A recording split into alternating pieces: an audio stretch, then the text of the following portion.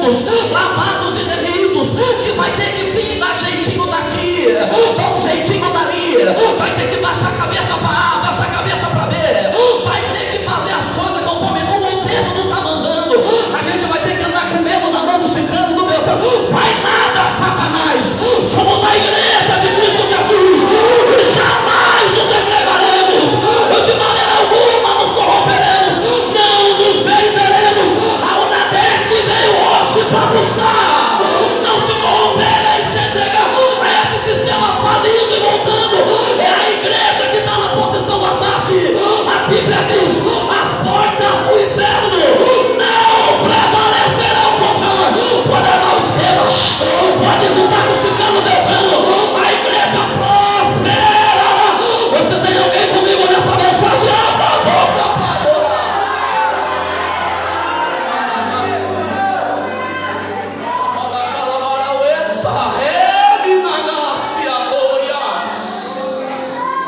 Sacerdotes estes que viviam apenas de arrogância, se sentiam melhores do que os outros, me perdoe a expressão chula, mas arrotavam santidade, se sentindo maiores do que os demais à sua volta, mas estes eram como pedra de tropeço na porta do templo.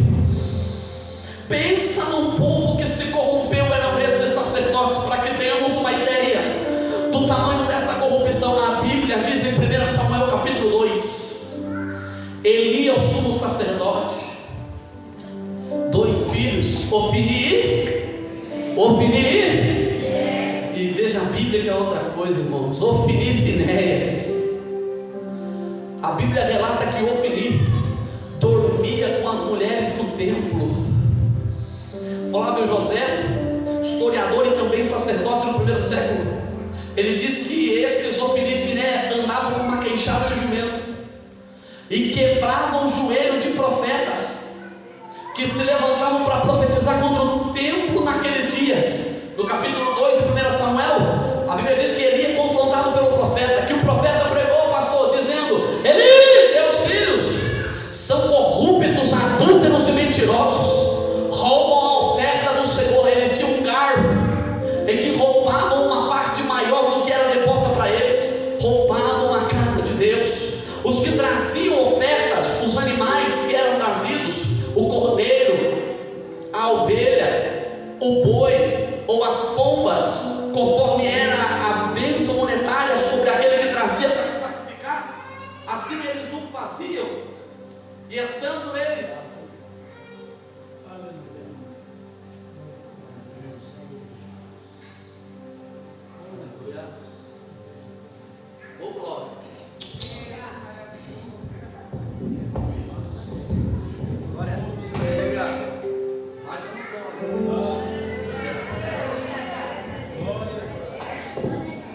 glória a Deus. Olha aí, gente, esse aqui está crente. Você está aí, crente? Aleluia. Você está aí, crente? A Unadec está aí, crente? Todo congresso com adolescente abaixo dos 100 anos de idade aqui, irmão. Deixa eu ver se tem adolescente abaixo dos 100 anos de idade aqui. Enche essa casa de irmão. Vai, mostra para o diabo que você veio para adorar. Mostra para Satanás que nada vai interromper esse culto, porque com o microfone ou sem a gente vai dar glória para Jesus. A corrupção do Ofni e Finéias era tanta, mas de tanta forma eles roubavam, mentirosos, adúlteros. Esta era a forma do sacerdócio naqueles dias, apenas uma aparência, eram pedra de tropeço. Lembra de Ana? Ana, quando vai para o templo, Ana passa por uma luta dentro da sua casa. A Bíblia diz que ela tem uma adversária que mora com ela, chamada Penina. Penina persegue Ana de tanta forma e de tanta maneira.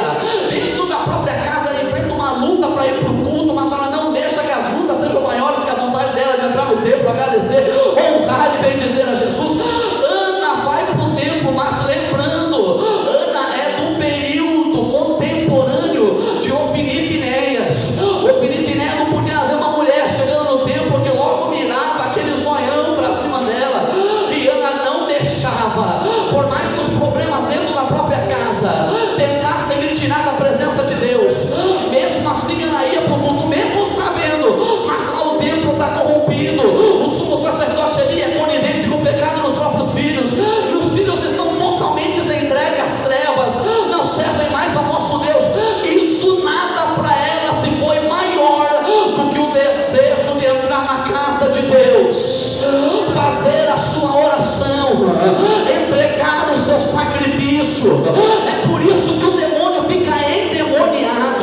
porque ele não consegue entender como é que pode. Eu coloquei pedra de tropeço dentro da casa dela, eu coloquei dificuldade para entrar dentro do próprio templo, mas ainda assim ela continua indo para o culto. É por isso que o diabo te odeia, irmão, porque ele põe pedra de tropeço na tua casa, pedra de tropeço na empresa que você trabalha, pedra de tropeço na rua onde você mora. Ele faz de tudo para você não vir para o culto, está o ano inteiro te atormentando, usando tudo que é artifício, manipulando todo mundo para impedir você de participar do congresso, impedir você de vir para os cultos de consagração, impedir você de vir para as escolas bíblicas dominicais, impedir você de dobrar o joelho na madrugada. Mas mesmo diante de tanta dificuldade, olha você aqui agora, 2 minutos para 8 horas da noite, o diabo perdeu, a casa dele caiu, mas olha você aqui agora, adorando, bendizendo, glorificando ao nome de Jesus. Os inimigos da porta não era exclusividade do profeta Joel, pois Paulo também vai passar pela mesma circunstância. Ele é quem descreve no capítulo de número 16 da carta a Coríntios, versículo de número 9, onde ele diz que para mim se abriu uma porta ampla e promissora, mas muitos são os adversários da porta. Naqueles dias Paulo estava em Éfeso, estando ele em Éfeso, ele veio trazendo o evangelho de Cristo Jesus, e Paulo pregando com autoridade, cheio do Espírito Santo de Deus. As palavras que saíam dos seus lábios não eram palavras apenas do mestre da lei, mas eram cheias, encharcadas do azeite do Espírito Santo. Quem o ouvia logo se entregava, quem via os milagres, prodígios e maravilhas se entregava aos pés de Cristo Jesus pelo evangelho que Paulo pregava. Os feiticeiros entregavam seus livros de feitiçaria em praça pública e os queimavam. Os adúlteros deixavam do adultério e permaneciam aos pés da cruz de Cristo que este Paulo pregava. Os homicidas, os que Maquiavelo faziam o mal, todos se entregando de passeada aos pés da igreja que Paulo estava formando. Fez com que os feitores de imagens, aqueles que confeccionavam imagens, não qualquer imagem, mas a imagem da deusa Artemis. Artemis nos nossos dias já não tem mais esse nome, pois aqueles que acompanham as redes sociais, a cultura pop, logo vão entender o que eu quero dizer, porque Artemis agora se chama Diana, ou para aqueles que acompanham os cinemas da vida, Diana é a Mulher Maravilha nos nossos dias. Era a imagem desta mulher que era confeccionada pelos artífices. Eles faziam de ouro, faziam de prata, faziam de bronze, faziam de madeira, faziam de barro, conforme o poder do comprador, assim eles faziam e realizavam. Mas como Paulo começou a pregar e as pessoas começaram a se entregar ao evangelho de Cristo Jesus, começaram a perder a lucratividade, deixaram de ter compradores, e quando mexe com o bolso destes endemoniados e confeccionadores, eles se armam contra a igreja do Senhor. Eles vinham até a porta da onde se encontrava Paulo pregando a mensagem do evangelho, numa tentativa de coagir aqueles que vinham para ouvir, numa tentativa de deixá-los em um período de medo, lançando-os contra a parede, até mesmo numa tentativa de agredi-los para que não entrassem e participassem do culto. Mas isso não foi suficiente para impedir a Paulo de continuar pregando e ganhando almas a Cristo Jesus. E eu creio que por maiores que sejam nossos adversários, hoje não viemos aqui pela falta do que fazer na nossa casa, mas viemos aqui com o intuito de conhecer cada vez mais esse Cristo, esse Jesus, esse Deus o qual nós servimos.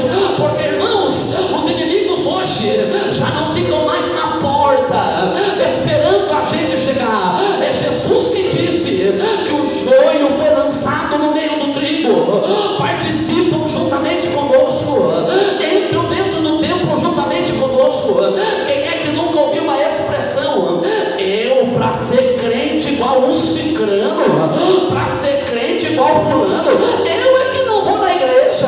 De que adianta ele na igreja dar glória a Deus, na igreja fala aleluia, na igreja tem língua estranha fala, mas aqui do lado de fora não pode a irmãzinha passar com o pescocinho quebra de lado, não pode o varão passar com a camisetinha apertada, que a irmã logo deixa a cabeça para lá e para cá. Ah não, para ser crente assim, eu é que nem vou para a igreja. Esse pregador que nos fala já fez uso desse tipo de frase. Eu me lembro, irmãos, de quando eu estava no mundo, trabalhava num barracão. 8 anos da minha vida eu trabalhei no barracão. Eu sei que estamos numa região onde tem bastante lavoura. Talvez alguém saiba o que é trabalhar dentro de um barracão. Entra 1 da manhã, não tem hora para sair, irmãos. E nesse período eu conheci homens que tinham acesso ao altar e que dentro da igreja eles aparentavam ser homens verdadeiros, crentes verdadeiros, mas quando estavam no mundo, eu olhava aquilo e dizia: eu para ser crente igual esse cara jamais vou continuar no mundo. Mas também conheci homens, irmãos, que quando a gente chegava, descia da van, 1 da manhã, meu amigo Caio, e ele descia assobiando hinos, cantarolando louvores. Eu, como estava no mundo e eu fui muito rebelde, gostava de uma briga, logo indagava eles: calem a boca, pelo amor de Deus, para que cantar esse tipo de canção numa hora como essa? Como que pode 1 da manhã e o cidadão me chega com essa alegria no rosto, assobiando esse tipo de canção? Eu ficava doido, irmãos, queria parar ele de todo jeito, mas ele ouvia por aqui e soltava por aqui. Mas um dia, pastor Elias, eu levantei da minha cama decidido, parece que eu dei a mão para o adversário e falei: hoje eu pego aquele moço no serviço. A gente chegou, ele já chegou cantando, intimei ele, não deu bola para mim. A gente chegou na esteira, para quem não conhece, o caminhão encosta do lado de fora, a carga vem suja, passa dentro da máquina, a máquina vem cheia de água, a cenoura cai numa esteira e ela vem toda encharcada com barro. A gente seleciona. Ele começou a cantar na esteira, irmãos. Eu falei: a hora que chegar em mim essa cenoura, a gente vai mudar de conversa. Quando chegou em mim aquele punhado, eu passei a mão no punhado de cenoura e lancei nele. Quando eu lancei nele, a minha mente mundana logo pensou: agora o pau vai quebrar, irmãos. Me perdoe a expressão chula, mas o que eu pensei na hora é: o louco vai cantar agora. Mas ele olhou para mim no mesmo instante, limpou aquele caldo de cenoura, apontou o dedo para mim, igreja. Eu nunca vou esquecer isso. Ele disse: varão, esses louvores que eu estou cantando, você vai cantar também.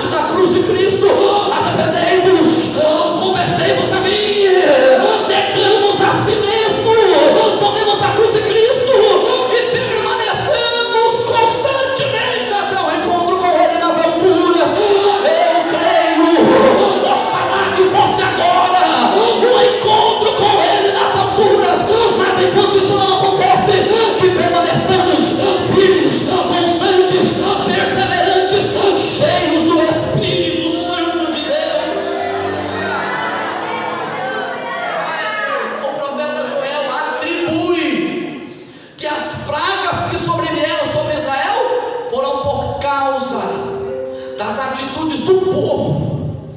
Pastor, e que atitudes do povo foram estas? Se entregar ao paganismo, à idolatria, à promiscuidade. Mas como eles se entregaram, pastor? O sacerdócio corrompido, omisso e conivente com o pecado. É Jesus quem vai dizer em Mateus capítulo 15 que estes são homens cegos, condutores de cegos, e se o cego conduzir o outro, ambos cairão numa cova. É por causa de uma liderança fraca e omissa para conduzir